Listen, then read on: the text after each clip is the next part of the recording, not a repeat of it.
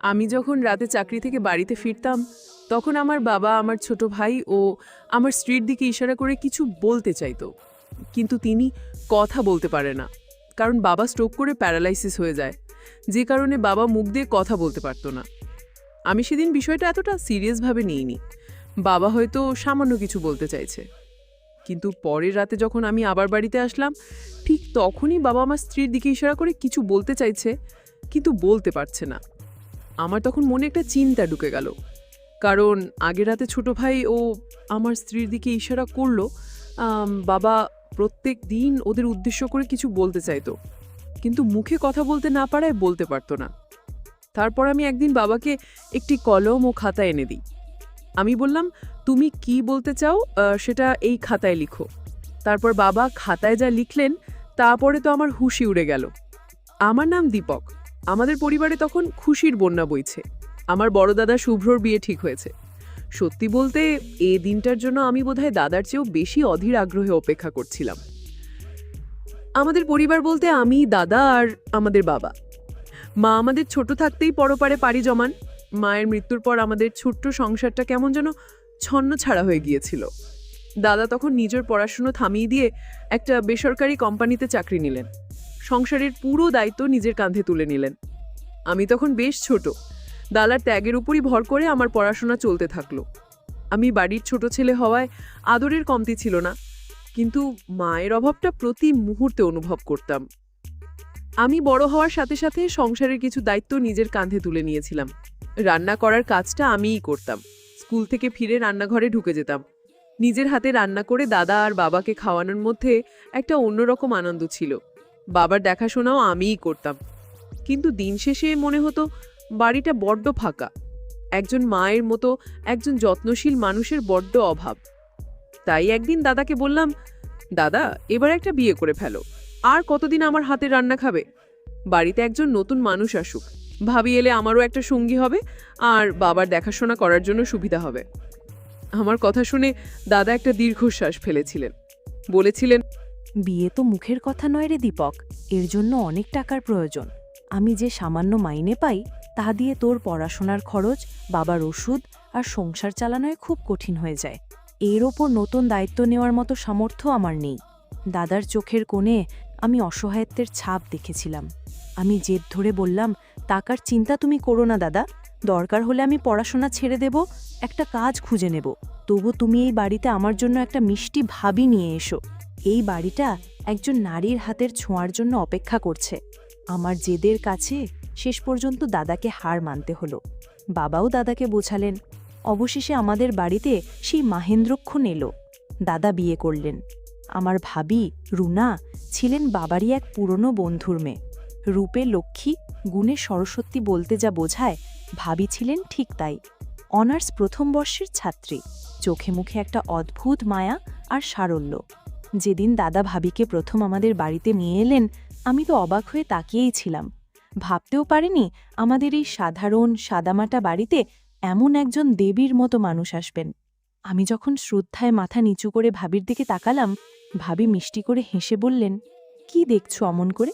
আমি তোমার ভাবি, এই বাড়ির নতুন সদস্য। আমি লজ্জা পেয়ে বললাম, ভাবি, আপনি সত্যি খুব ভালো। আপনাকে পেয়ে আমাদের পরিবারটা পূর্ণ হলো। ভাবি আমার মাথায় হাত বুলিয়ে দিয়ে বললেন, আরে বোকা, তুমিও তো খুব ভালো একজন দেবর। তোমার মতো দেবর পাওয়াও ভাগ্যের ব্যাপার। দেখো, তোমার জন্যও আমরা খুব লক্ষ্মী একটা মেয়ে খুঁজে এনে বিয়ে দেব, তখন তুমিও বুঝবে। আমি হেসে বললাম, আমার মনে হয় না আপনার মতো এমন গুণবতী মানুষ আমার কপালে জুটবে। ভালো মনের জীবনসঙ্গী পাওয়া তো ভাগ্যের ব্যাপার। ভাবি বললেন, সেটা সময় বলে দেবে। এখন যাও, হাত মুখ ধুয়ে এসো, আমি খাবার বেড়ে দিচ্ছি। সেদিন রাতে আমরা চারজন, বাবা, দাদা, আমি আর ভাবি, একসাথে খেতে বসলাম। বহুদিন পর আমাদের বাড়িটা এত জীবন্ত মনে হচ্ছিল। ভাবির হাতের প্রথম রান্না মুখে দিয়ে মনে হলো যেন অমৃত খাচ্ছি। বাড়িটা কেমন যেন আলোয় ভরে উঠল। ভাবির আসার পর থেকে আমাকে আর রান্নাঘরে ঢুকতে হয়নি। তিনিই পরম যত্নে সব সামলে নিয়েছিলেন। একদিন ভাবি আমাকে জিজ্ঞেস করলেন, আচ্ছা দীপক, আমি যখন ছিলাম না তখনই সংসারের রান্না কে করত? আমি গর্বের সাথে বললাম, কেন? ভাবি, আমি করতাম। আমি খুব ভালো রান্না করতে পারি। ভাবি অবাক হয়ে বললেন, তাই নাকি? আমার দেবর তাহলে এত গুণধর? তাহলে তো তোমার ভবিষ্যৎ জীবনসঙ্গীর কোনো চিন্তাই থাকবে না। এরপর হেসে বললেন, তাহলে তো একদিন তোমার হাতের রান্না খেতেই হয়। দেখি আমার দেবর কেমন রাঁধুনি।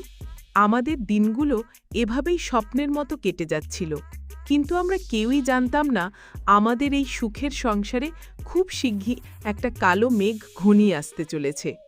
আমাদের সুখের দিনগুলোয় হঠাৎই যেন গ্রহণ লাগলো।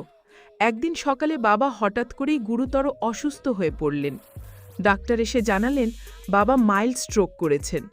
আমাদের মাথায় যেন আকাশ ভেঙে পড়ল। চিকিৎসার পর বাবা ধীরে ধীরে সুস্থ হতে লাগলেন, কিন্তু তার শরীরের ডান পাশটা সম্পূর্ণ অবশ হয়ে গেল।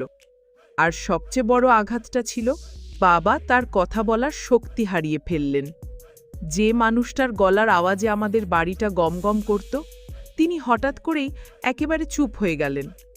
এখন তার যোগাযোগের একমাত্র মাধ্যম হল ইশারা। বাবার এই অবস্থা আমাদের পুরো পরিবারকে একটা গভীর বিষাদের মধ্যে ঠেলে দিল। বাবার ওষুধের খরচ আগের চেয়ে অনেক বেড়ে গেল। দাদার একা আয়ে সংসার চালানো, আমার পড়াশোনা আর বাবার চিকিৎসার বিপুল খরচ সব মিলিয়ে পরিস্থিতি খুব কঠিন হয়ে উঠল। আমি বুঝতে পারছিলাম দাদার উপর দিয়ে কী ভীষণ ঝড় বয়ে যাচ্ছে। আমি আর স্থির থাকতে পারলাম না। একদিন দাদাকে বললাম, দাদা, এবার আমাকে কিছু একটা করতে হবে। আমি আর তোমার উপর বোঝা হয়ে থাকতে চাই না। আমিও একটা কাজ খুঁজে নিই, সংসারে একটু সাহায্য হবে। আমার কথা শুনে দাদা আমার দিকে তাকালেন। তার চোখে ছিল রাজ্যের চিন্তা। তিনি বললেন, দীপক, তুই যদি কাজ করতে বাইরে চলে যাস, তাহলে বাড়িতে বাবার খেয়াল কে রাখবে?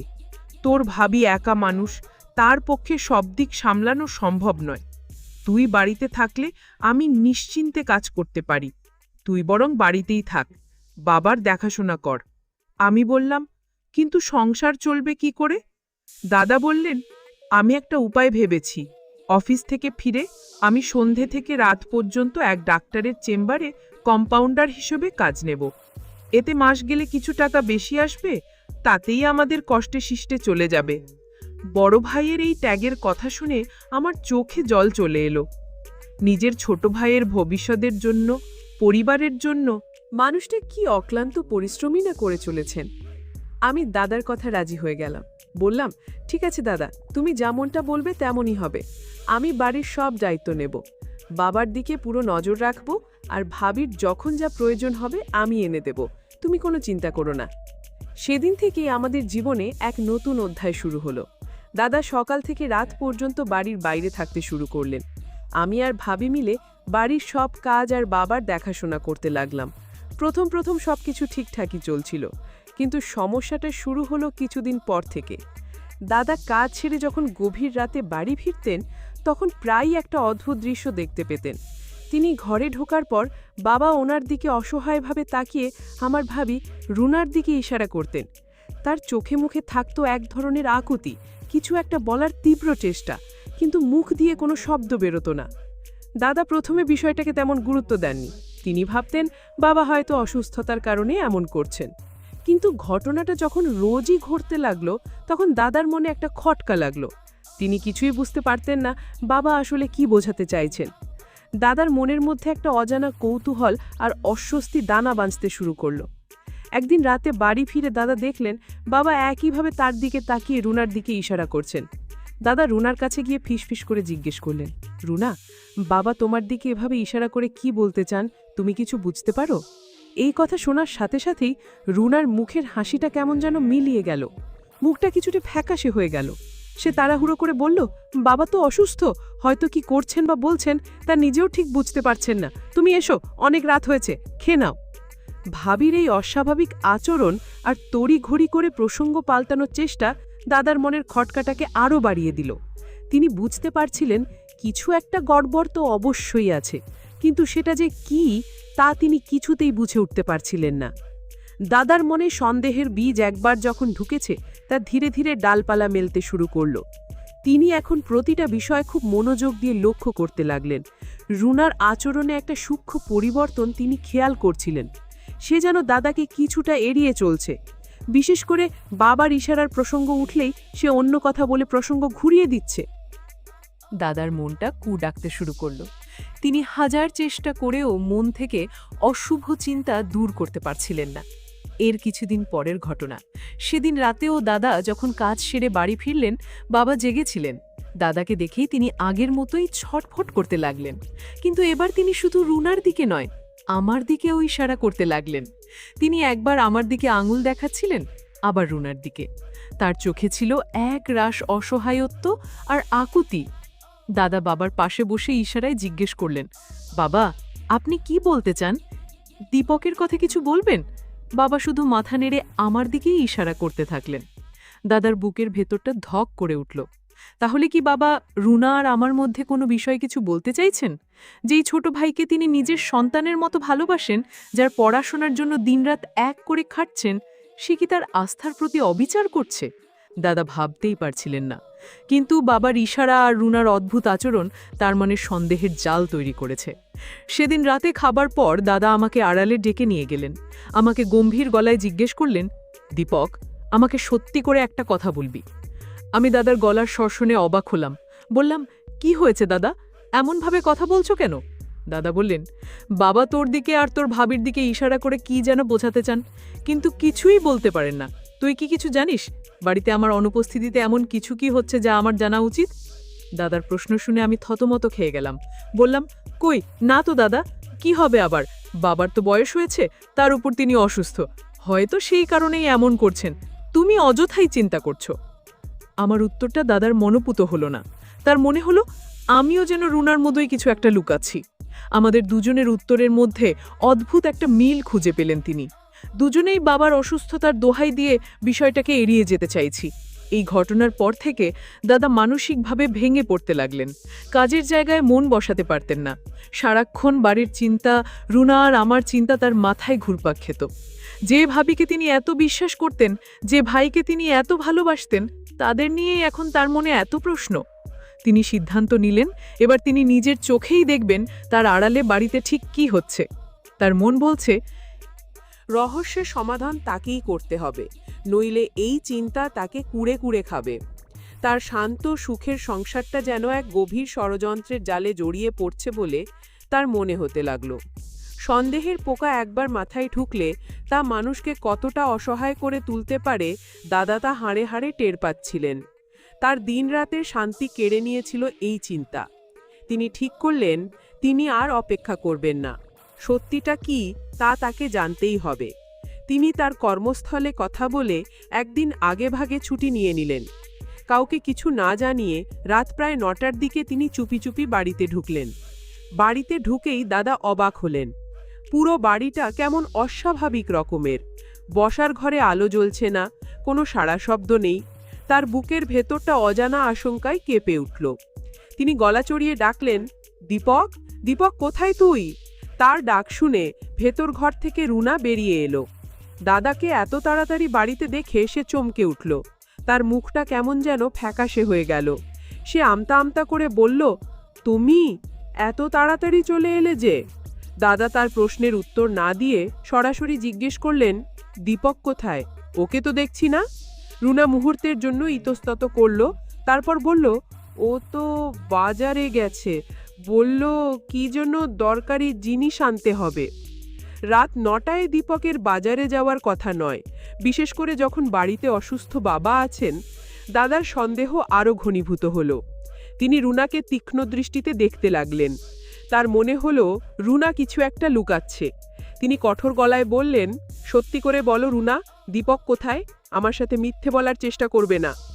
দাদার গলার স্বরে রুনা ভয় পেয়ে গেল। সে কিছু একটা বলতে যাচ্ছিল। ঠিক সেই মুহূর্তে বাইরের দরজা খুলে আমি ঘরে ঢুকলাম। আমাকে দেখে দাদা আর রুনা দুজনেই চমকে উঠল। দাদা আমার দিকে এগিয়ে এসে জিজ্ঞেস করলেন, কোথায় গিয়েছিলি তুই? আমি স্বাভাবিকভাবেই উত্তর দিলাম, কোথাও না তো দাদা, ঘরে কারেন্ট ছিল না, তাই গরমে ছাদে গিয়ে বসেছিলাম। এইমাত্র কারেন্ট এলো, তাই নেমে আসলাম। আমার কথা শুনে দাদা এবার রুনার দিকে ঘুরে দাঁড়ালেন। তিনি বললেন, তাহলে তুমি কেন বললে ও বাজারে গেছে? দীপক তো ছাদেই ছিল। রুনার মুখটা মলিন হয়ে গেল।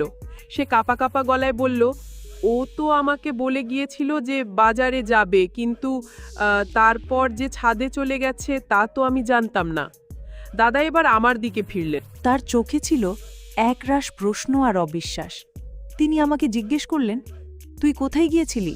তোর ভাবি কি জানতো না? আমি সরলভাবেই বললাম, না দাদা, আমি ভাবিকে বলেই গিয়েছিলাম যে বাজারে যাচ্ছি, কিন্তু বাইরে বেরিয়ে দেখি খুব গরম, তাই আর বাজারে না গিয়ে ছাদে চলে গেলাম। ভাবিকে আর জানানো হয়নি। আমাদের দুজনের কথায় বিস্তর ফারাক, দুজনেরই উত্তর আলাদা। এই ঘটনায় দাদার মনে সন্দেহ তৈরি হলো।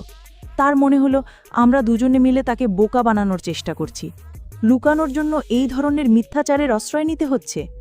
দাদা আর কোনো কথা বললেন না। তিনি রাগে গজগজ করতে করতে নিজের ঘরের দিকে চলে গেলেন। তার মনে তখন ঝড় বইছে। তার বিশ্বাস, তার ভালোবাসা, তার সাজানো সংসার সবকিছু যেন ভেঙে টুকরো হয়ে যাচ্ছে। তিনি বুঝতে পারছিলেন না তার কি করা উচিত, এই রহস্যের শেষ কোথায় তা তিনি দেখতে পাচ্ছিলেন না। সেই রাতের ঘটনার পর থেকে আমাদের বাড়ির পরিবেশটা পুরোপুরি বদলে গেল। দাদা একদম চুপচাপ হয়ে গেলেন। প্রয়োজন ছাড়া আমাদের সাথে একটা কথাও বলতেন না। তার গম্ভীর মুখ, আচরণ আমাদের ছোট্ট পরিবারটার ওপর একটা ভারী পাথর চাপিয়ে দিল। আমি আর ভাবি বুঝতে পারছিলাম দাদা ভীষণ রেগে আছেন, কিন্তু কেন, তার আসল কারণটা ধরতে পারছিলাম না। আমরা ভাবছিলাম হয়তো আমাদের কথায় গরমিল পাওয়ায় দাদা এমনটা করছেন, কিন্তু তার রাগের পরিমাণটা ছিল আমাদের ধারণার চেয়েও অনেক বেশি। দাদা এখন কাজ থেকে ফিরতেন আর সরাসরি নিজের ঘরে ঢুকে যেতেন। বাবার সাথেও বিশেষ কথা বলতেন না। তার এই পরিবর্তনটা আমাকে আর ভাবিকে খুব কষ্ট দিচ্ছিল। আমরা দুজনেই অপরাধবোধে ভুগছিলাম। সামান্য একটা বিষয় নিয়ে বাড়িতে যে এমন অস্বস্তিকর পরিস্থিতি তৈরি হবে তা আমরা ভাবতেও পারিনি। আমি কয়েকবার দাদার সাথে কথা বলার চেষ্টা করেছি, জিজ্ঞেস করেছি, দাদা তুমি কি আমাদের ওপর রাগ করেছো? আমাদের ভুল হয়ে গেছে, আর কখনো এমন হবে না। কিন্তু দাদা আমার কথার কোনো উত্তর দেননি, শুধু দৃষ্টিতে একবার তাকিয়ে মুখ ঘুরিয়ে নিয়েছেন। রুনার অবস্থাও ছিল শোচনীয়। সে সারাদিন ভয়ে ভয়ে থাকত। দাদার সামনে যেতেও তার সংকোচ হতো। বাড়ির সব কাজ সে মুখ বুজে করে যেত, কিন্তু তার চেহারায় সেই আগের উচ্ছলতা আর ছিল না। একটা অজানা ভয় আর অপরাধবোধ তাকে কুঁকড়ে রেখেছিল। আমাদের দুজনের মধ্যে যে সহজ স্বাভাবিক সম্পর্কটা ছিল, সেটাও যেন এই ঘটনার পর কেমন ফিকে হয়ে গেছে। আমরা একে অপরের সাথে কথা বলার সময়েও একটা অদৃশ্য দেয়াল অনুভব করতাম। আসলে দাদা তখন এক ভয়ঙ্কর মানসিক যন্ত্রণার মধ্যে দিয়ে যাচ্ছিলেন। তার মনে হচ্ছিল তিনি যাদের সবচেয়ে বেশি বিশ্বাস করেছিলেন তারাই তার বিশ্বাস ভেঙেছে। তার মনে রুনা আর আমার সম্পর্কে নানা রকম ভুল চিন্তা বাসা বেঁধেছিল। বাবার অসহায় ইশারা, রুনার মিথ্যাচার, আমার কথার গোলমিল সবকিছু মিলিয়ে তিনি এক ভয়ঙ্কর সিদ্ধান্তে উপনীত হয়েছিলেন। তিনি ভাবছিলেন বাবা কি জানি লিখে ফেলে, সেটা নিয়ে আমি দুশ্চিন্তায় ছিলাম, এবং বাবা সেটা দেখেই তাদের ইশারায় সাবধান করতে চাইছেন। এই উদ্বেগের চিন্তাটা তাকে মনের ভেতর থেকে কষ্ট দিচ্ছিল।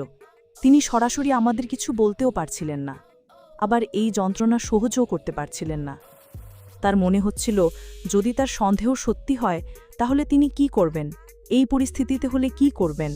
এই মানসিক টানাপোড়েনে তিনি নিজেও যে তার অসুস্থ বাবার প্রতি অবহেলা করছেন সেই দিকটা তার খেয়ালই ছিল না। তিনি নিজের যন্ত্রণা আর সন্দেহ নিয়ে এতটাই মগ্ন ছিলেন যে বাবার অসহায় চোখের দিকে তাকানোর মতো মানসিক অবস্থাও তার ছিল না। আমাদের বাড়িটা তখন একটা নীরব আগ্নেয়গিরির মতো হয়ে উঠেছিল। বাইরে থেকে শান্ত, কিন্তু ভেতরে ভেতরে সন্দেহের লাভা পড়ছিল। আমাদের সুখের সংসারটা এক নিমিষেই যেন এক রহস্যময় আর বিষণ্ণ কারাগারে পরিণত হয়েছিল। বাড়ির দম বন্ধ করা পরিস্থিতি আর সহ্য করা যাচ্ছিল না। দাদা মানসিকভাবে পুরোপুরি ভেঙে পড়েছিলেন। তার খাওয়া দাওয়া, ঘুম সবকিছু অনিয়মিত হয়ে গিয়েছিল। কর্মস্থলেও তিনি মনোযোগ দিতে পারছিলেন না। তার মন জুড়ে ছিল কেবলই আস্থার ভাঙনের কষ্ট। তিনি ঠিক করেছিলেন আজ এর একটা হেস্তনেস্ত করবেনই, যা হওয়ার হবে। সেদিন রাতে যখন তিনি বাড়ি ফিরলেন তার চোখমুখ ছিল অস্বাভাবিক রকমের কঠিন। তিনি ঘরে ঢুকেই দেখলেন বাবা বিছানায় শুয়ে ছটপট করছেন, তার চোখে জল। দাদাকে দেখেই তিনি আগের চেয়েও মরিয়া হয়ে উঠলেন। তিনি কাঁপা কাঁপা হাতে একবার রুনার ঘরের দিকে আর একবার আমার ঘরের দিকে ইশারা করতে লাগলেন। তার সারা শরীরে ছিল এক ধরনের আকুতি, যেন তিনি এখুনি কিছু না বলতে পারলে দম আটকে মারা যাবেন। বাবার এই অবস্থা দেখে দাদার মনের সব দ্বিধা দূর হয়ে গেল। তিনি নিশ্চিত হয়ে গেলেন যে আজকেই সেই চূড়ান্ত সত্য প্রকাশ পাবে যা তিনি এতদিন ধরে ধারণা করে আসছেন। তিনি বাবার পাশে গিয়ে বসলেন। তার মনে তখন একটা অবিশ্বাস বাসা বেঁধেছে। তিনি যখন বাবাকে ইশারায় জিজ্ঞেস করতে যাবেন, ঠিক তখন এবার চোখ পড়ল বাবার পাশের ছোট টেবিলটার দিকে। সেখানে আমার পড়ার খাতা আর একটা কলম রাখা ছিল।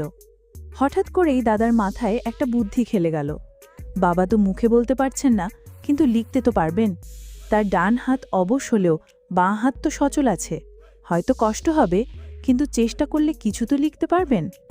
এই চিন্তা মাথায় আসতেই তিনি দ্রুত খাতার কলমটা তুলে নিয়ে বাবার হাতে দিলেন।